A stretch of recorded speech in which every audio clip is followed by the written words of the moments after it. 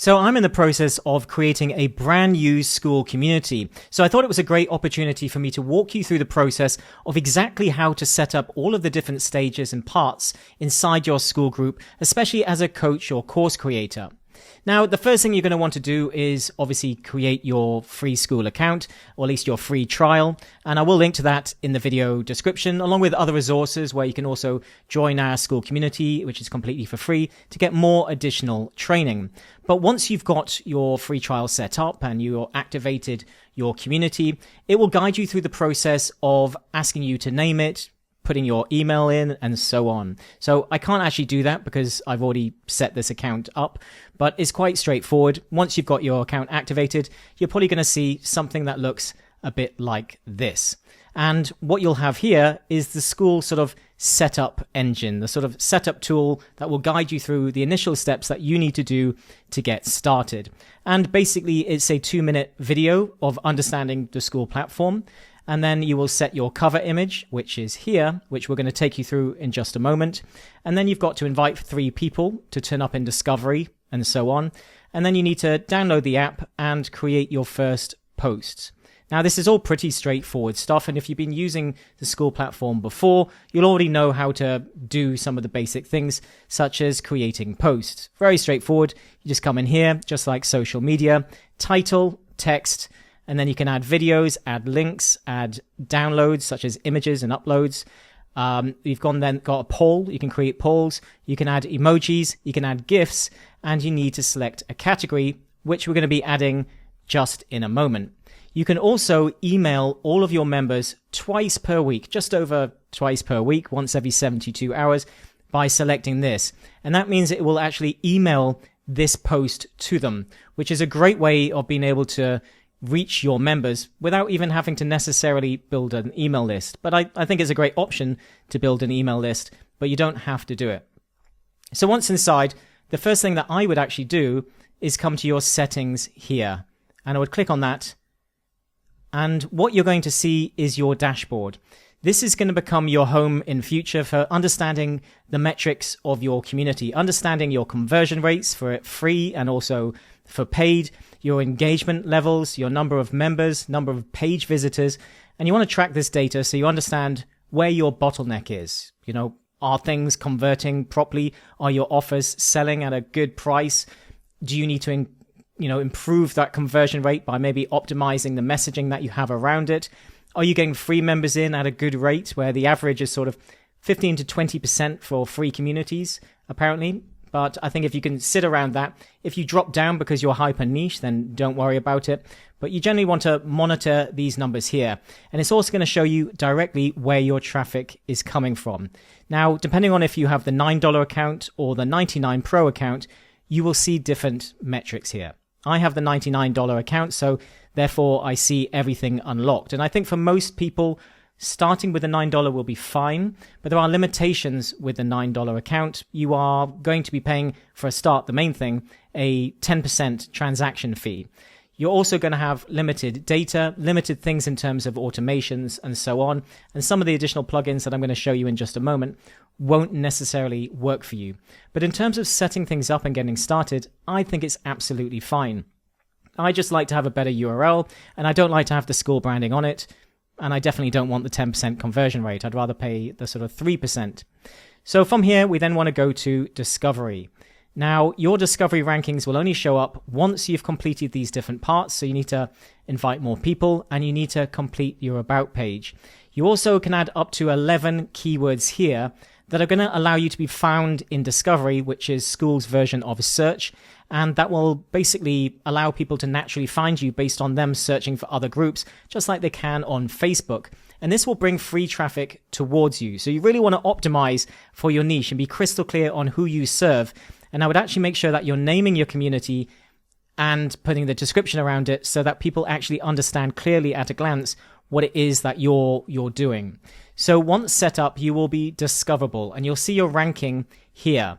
Now, it depends on how many members you're bringing in and also how active you are and how much you show up as the owner as well. And then also how active your members are inside as well. So you can improve this ranking, and the better it gets, the more free members you get. I currently get about 25 to 30% of my members from the Skool platform. Now, I don't recommend relying on that solely. I think actually having at least one other traffic source. I like to use YouTube, but one other main traffic source to sort of bring in the core of it, because I think YouTube and also Instagram, if you're doing more low ticket sort of lifestyle stuff, can work really well with the Skool platform. And they actually tend to convert a little bit better, in my opinion, than the Skool traffic directly. You get good members coming from Skool, but they don't always seem to convert as well because they haven't gotten to know, like, and trust you yet, whereas people consuming your content already know who you are. So therefore, that's the discovery part that you want to get set up. You can invite people directly by sharing the link or dropping their email here, or even uploading a CSV file if you've got loads of members from a different platform you want to add, or an email list, and that will automatically send them an invite via their email, and it should actually automatically add them to give them instant access to the community. That will be free access, so just take note of that if you're going to be running a paid community. The general part here, you want to upload your icon. It will be very small. It will be this big. So make sure it's something that is really clear, shows up really well, and basically, yeah, it's going to be easily recognizable. So don't try and be too clever. I see people putting full text on here. No one's going to be able to read it. It's going to be too small. So just make sure that it's something clean. I like to do something that's going to work on white theme and the dark theme. So the light theme and the dark theme. And then you've got your cover image here, which again, you've got the measurements here for the sizes of them. And you can just add them directly in here. So you can make that inside of Canva and create something with your face on it, something recognizable. I've done something fun because this is my paid group compared to my free group. So it doesn't necessarily need to be as recognizable. And I'm just making it a bit more of a fun type of community that I'm creating around it. You can then put your group name here, a description that will be in the sidebar here. And you can also change your URL here if you have the $99 account. Now, be careful with this. Be sure before you change it. I generally recommend changing it to something generic or something that you can, if you change the name here, because you can change your name up here as many times as you like. But you can only change the URL once, or you have to keep paying $99 one time to keep changing it over and over. So I would be sure before you make that particular change. You generally will always want to keep it on private. Private basically means that people outside can't see inside your community. If you put public, you become a bit like a forum where it's discoverable by Google and people can actually see in your community without being a member. So we don't want it public. This confuses people because people often think public is a bit like me publishing a website. If I click public, now people can actually see it. That's not how it works. So private, they have to sign up even for free. Public, they can see inside, but they can't post. So they have to become a member to post. A bit more like a forum. And then payouts, this is where you're going to see the earnings that you've got. This is a new account, so there's no data or anything yet. But this is where you will see how much money you've got and how much you're going to get paid. You normally get paid within 7 to 14 days, and the first transaction takes a little bit longer as the system gets to know you. You'll have to click up here and link or create a basic Stripe account. Most countries can do this. Skool's going to add more payment options very soon, but you need to add a Stripe to actually take transactions currently inside the Skool platform. Otherwise, you would have to handle transactions off of the Skool platform in a different way. Pricing is where you set your pricing strategies. Now, I don't know if you've discovered or watched videos yet, but Skool has a number of different ways that you can currently set things up. You can have free, where it's just a simple free community, which is probably where most people are going to start before they then monetize afterwards. But otherwise, you can go directly to subscription, which would be charging a monthly amount. This is going directly to paid. So therefore, you can charge any amount you want, and you could just obviously change that here. And you can pay by a monthly amount or annual, or you can just do one or the other. So just annual amount or monthly or both. And you can change that here, and it will display both when people sign up. Or you can decide if there's going to be a 7-day trial to that. Now, the next part is where it gets a little bit different. So this is simple. It's either free community or it's paid. That's it. Now we have freemium. Now freemium is a setup that many people love. And this is where you basically have free on the front end. So the community itself looks free. It's advertising itself as free. But inside, people have the option to upgrade that unlocks courses and calls and some different features. It's mainly courses and calls and events that unlock. That's about it. The feed is generally the same currently with Skool, but you have the option to add up to 2. So you can actually turn VIP on and off. And what many people do is they have free, then they have, say, an upgrade of some sort. That could be high ticket or it could be low ticket. Normally with freemium, it seems low ticket or low ticket annual is working best. So I see a lot of people doing up to sort of $500 annual, or they do a monthly subscription, normally low. And this is just a good way to upgrade. And normally that people might get a course or they get some calls and so on. And then let's say you wanted to do some form of high ticket coaching that you could turn on and off, or doing a cohort or something, then you could charge that there. Now, obviously having 2 communities will give you more options in terms of a more private, exclusive experience for your members, which is why I think for most high ticket people, depending on where the value is and what you do, if the value is in the course and the calls, then great. But if people like a private environment and the value is also in the community, then you're maybe going to want to separate those things, especially for higher ticket. For lower ticket, people don't really mind so much. They don't necessarily expect a separate community. But you have those different options there with freemium. And this is a model that many people like at the moment. But you do have to accept the fact that you're going to be mixing both free and paid people together. So there's no exclusive space other than on the calls. Tiers is basically like the paid version, but you have different levels within paid.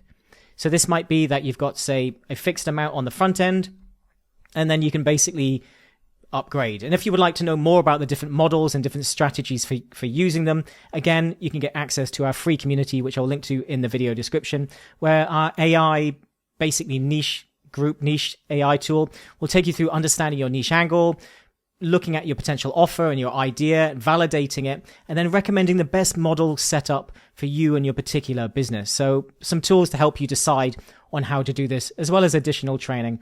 And you can ask me questions inside there as well. Or you can do one time, which most people don't do. The only time I recommend using one time is if you've got a limited amount. So it's a 90-day program, and then after that it ends. But people can keep having access to the program, but maybe there's no more training.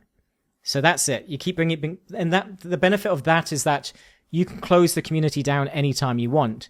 Because lifetime, for me, this is where they put one time rather than lifetime. So we want to be careful that one time doesn't mean lifetime. So one time, but just understand that if one time and people think it's lifetime, then you're stuck paying for a community on and on and on. So I would really be very careful with this. I think for most people, they think that annual is lifetime. 1 year in the sort of program and course space is quite a long time. So I generally work with 1 year, or if you're going to do one time, fixed value, fixed time. So that's where I would go. But most people are going to start with probably some type of free model. Affiliates, this is a great option for allowing your members to promote and make money from recommending your community and your program. They have to be inside. So this is particularly good for freemium, where you could say, okay, our premium tier or premium program is $100 or $1,000 or whatever. We will give you 40% if you bring people in. And that means that your members can potentially become marketers for you. They can become salespeople for you who recommend and bring people in because it becomes a benefit to them. They're going to make money out of your programs as well. They're going to make money as affiliates. And Skool separates all of this automatically, which just makes it fantastic because you don't have to handle anything from a tax point of view or accounting point of view. It's just all automatically separated. So they take it, they pay them. You don't need to worry about it. You just make less. So this is obviously these days, people generally expect a higher level, but you decide what's going to work for you. If someone's giving me 10% or 20%, it's probably not going to activate me or motivate me. You might get general referrals, but if you want people to professionally push and professionally market and sell and create materials and content to promote your product, then you generally want to go above 30% to try and activate those people. But this is a great feature for generating leads for your business and, general JV sort of setups, joint venture setups. You've then got the plugins. This is where we're going to activate some of the different settings inside our community. We've got membership questions, which for a free community, you are generally going to want. So if I was to put this on, you don't generally want it for a paid community, but you can. It's just an extra step. If I've paid, I then don't want to ask and answer more questions to get to the content. So I think it can frustrate people. But what you can then do is just add 3 different questions. If you're doing a free one, generally we would recommend one of them to capture the email. So we would then put it as an email box. And then the other one's multiple choice perhaps, and just something to get information on your potential members. It's a great way to get information on your members in terms of if you're going to have a call with them, or you're going to be DMing them, or you're going to be trying to start a conversation. You want to understand where they are and what their struggles are or what they're doing, especially if you're selling courses or coaching programs. The more information you get, the more benefit it is for you. So I think that's a great option there. And then if we go to unlock chat at level 2 in a free community, I generally think that you should be unlocking this at level 2, maybe even for some people level 3, to stop other people or spammers potentially DMing other members before they've activated. Most people who are going to spam or do any of that, they don't get involved in the community itself, so therefore they never move up to level 2 or even level 3. So we can also unlock posting at level 2 or on level 3 as well. This is a great way to stop people coming straight in the community, creating a spam post on Bitcoin or drop shipping, and then you having to see it maybe a day later and deleting it, but maybe it's already caused you some problems. So that's when you can unlock those. Auto DMing, this is a great option to send. These are pro features we're getting into now, the $99 account.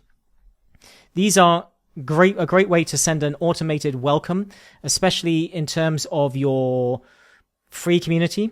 So if you were doing a paid one, you could send something sort of welcoming them, telling them the next steps. If it was high ticket, telling them that you're going to reach out soon, that this is an automated one. Here's how they get started, or here's how they book their onboarding call. You could do something along those lines.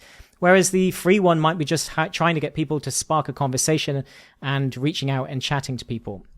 The next one is the onboarding video. This is automated, but you can actually create your own version here to welcome people. So that's inside that beginning sequence that we saw the guide for different things to do when you're getting set up for Skool. You could add your own version here. Zapier is a tool that basically allows you to create integrations between third-party tools and connect them, such as sending an email that you captured in the questions to your email autoresponder to build your list. So you could do those types of automations as well, and many others. And then you've got, obviously, your ads. You've got stuff for ads. Cancellation video, you could automate that to send them a video and sort of be sad for them canceling or making something funny or trying to get them to stay. You got Google ads, just like Meta ads, where you can add your tracking. Links, this is where you can have links down the side, which I will show you in a moment. And then you can also have instant approval on, which is only for free communities, where you would automatically approve people for instant access. Now, in the past, we would say, no, don't do that. But it can still be a good setup now if you've got enough information in terms of the questions, asking people's questions, because the spam filters on Skool have gotten so much better that they are able to capture and hold back potential spammers. So they won't auto approve potential spammers. You'll have to manually do that, or you'll just probably deny them all. And then, so the system's getting better at handling that. So I think for many, especially if you're getting more and more people, or you want to automate things more, then instant approval can be a benefit to people. But I would say in the beginning, most people are going to be doing this manually. But there is a benefit to this in terms of momentum. So I think if you've got a good flow and you don't really want to have to think about it in terms of your content bringing people in, and you've got maybe some automations and systems for the onboarding set up, which I'll speak more to in other videos. There's ways that we can automate a lot of the things that we do on Skool in terms of onboarding and touch points and so on. But there's benefit to this because then we can get people, from the moment they hand over their email, they can move straight in and get to the coursework. And while they're online, they've got that momentum. So they're more likely to consume things and buy in that moment, in that window. Whereas if we make them wait a day or so before we manually approve them, they're less likely in some cases, unless they're active on the Skool platform, to come back. You're going to have to push them to come back a little bit harder. So there's benefits to that. Webhooks, more advanced things. Hyros, more advanced in terms of your ads as well. We then have the community tabs. These are different tabs that we can turn on and off. So you can actually not show the classroom tab, not show the calendar tab, and not show the map tab.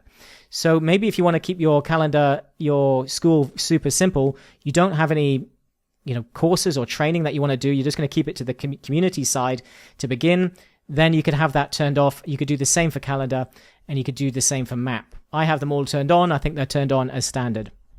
And then notifications, you can manage what notifications you see from your community here. So maybe there's some things that you want to turn off, but otherwise you can decide what you do and don't get in terms of emails about your community.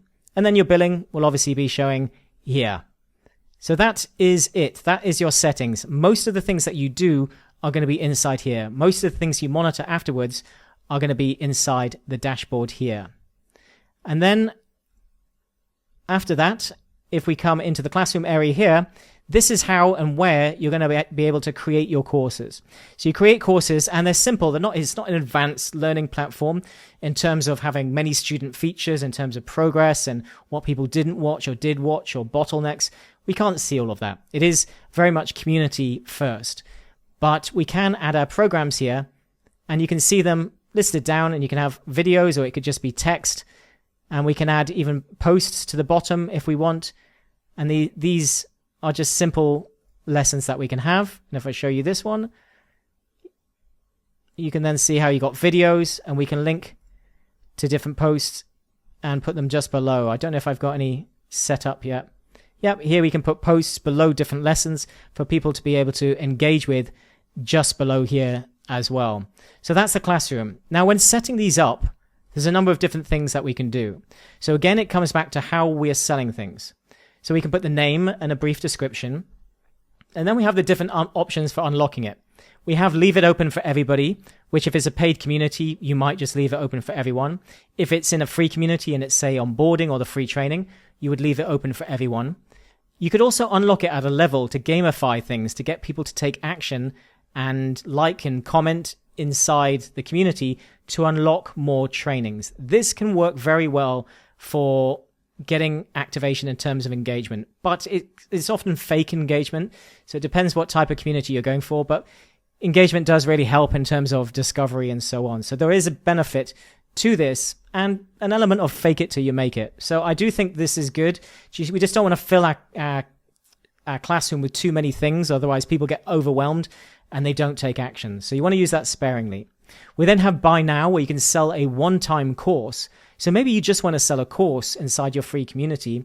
Then this is where you could actually have that buy now. You could also have it inside your paid community, but it maybe creates too many layers. I think tiers would be better for that. But buy now is a great way just to sell a course or some other type of program, or maybe a coaching bundle or a one-time thing that you could sell, and you can actually leverage this as a way to sell inside Skool for one-time things.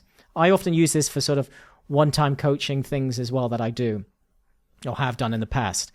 We then have time unlock, where a program or course can actually unlock after a certain number of days.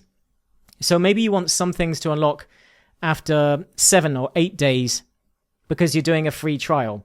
Then potentially you could lock certain things so that people would only get access if they actually upgraded. So if that member's upgraded, if they're actually on a level or whatever, or otherwise you can unlock things here and say, okay, this will start after 7 days. People can come in for a free trial, or if they upgrade to a certain level, it gets unlocked.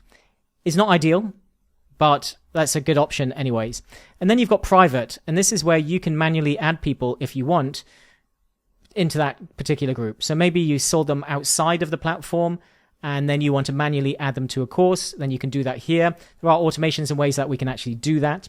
But otherwise, we've got private here. Now, private would also work with if you are adding this course or calls to link them to a particular tier, so premium or VIP, then this is where we could turn this on and say it's for people that are on, say, premium or above. And the way tiers work is they automatically get access to everything in standard if they pay for premium. If they pay for premium, they get everything in premium and standard. And if they pay for VIP, they get everything in VIP and in premium and in standard. So it's kind of unlocked in tiers way. So there's no way to say you'll just get access to this if you're in that, and you'll only get access to this if you're in that.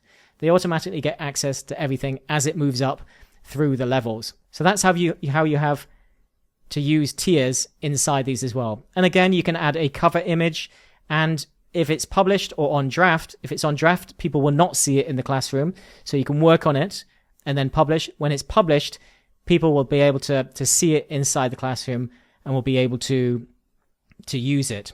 There is an option to import courses here. Use this sparingly.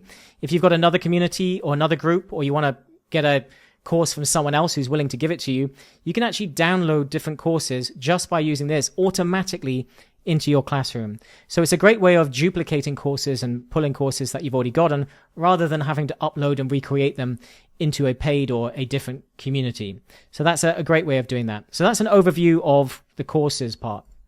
The next part is the calendar. And this is where we can create our events. Now, these can be free events or paid events. So again, if we create this, we can go say a Q&A, we can select a time, we can select the duration, we can say if it's reoccurring, so it's happening every single week. So I do this with free stuff I do every month, but then also with our program, we have a weekly call as well that we do, and that's every single week. You can have the description here, and then you can go and say whether you're going to be using a third-party tool or you're going to be using the built-in one in Skool. And this is a great thing about Skool. It's got a Zoom-like or webinar-style setup. And they're not doing one-on-one calls inside yet, but there's talk of them doing that. But currently you can do it webinar style where you're presenting, or you can do it Zoom call style where it's a sort of tablet style where there's chat down the side and so on. And it works really, really well. So I recommend using this because it's going to be more seamless inside the system, and it will generate and send it to your notifications afterwards, the recording. You have to manually make sure you're recording before each call, but it will then save it and send it to you inside your notifications, and you can automatically create a post on it, which is great if it's a private community or it's a free one that you want to share the replay for. Now, again, you have the options to unlock this at different levels, be it gamification again, just like the courses. You can unlock at a different level, or you can unlock at a certain tier level, or you can unlock it for members of a particular course. So you could sell a course and that could give them rights to something else. So maybe you could sell a one-time cohort. Now you get the course and you also get the links to the calls for as long as you're doing them. So that gives you some options here as well. And I like to send a reminder email before each event is actually happening. So they get an email, so they're then able to get a reminder that it's coming. And you can also post reminders inside the community. After that, we've got the members here, which you can view and see your members. You can highlight them and you'll see information on them. Sometimes you would see information to be able to check the questions. You can normally see a little gearbox here. And if you click on that, it will show you inside the questions they answered, which are stored, and some information about them. Otherwise, you can open them up and see their full profile and more information about them as well. So it's a great way to see more about your members and also see who's canceling, who's churned, who you've banned, and filters such as what tiers people are on, what they're buying, and so on. So you have different options for the filters to be able to arrange and find people. You can't currently send messages to people en masse, and you can't currently contact everybody in a particular tier, which is a weakness of freemium again, or tiers, because I can't contact people in one way. I can't just create a post around particular members, which makes it difficult to speak to one group. You have to speak to everybody, or you have to DM. So that is a limitation there as well. We then have the map, which is fantastic for knowing where your members are. It's just me in Thailand right now, but you would see all your members showing up. So this is a great way to do meetups in real life and so on. So there's great options for the utility of this. We have the leaderboard, which again, was speaking about before for gamifications, for unlocking. You can rename and change any of these if you want. So you can actually basically change the name of these. Again, I think that was in settings, and you can see how these work, how many points people need to unlock. So 1 point is something like a like. It's very, very easy for people to get to level 2, even level 3. They don't have to do very much. So that's why the initial ones to get people to activate is quite a low barrier to entry. But you can put emojis and you can name these anything you want that is relevant to you and your particular niche, particular space. And they will unlock and they'll get a notification. You could also reward people based on this. Oh, I think you can actually change it here. So there we go. You can actually change it and add the different parts and names here. And then that unlocks, and you can unlock rewards, as I said. So they would see this and know.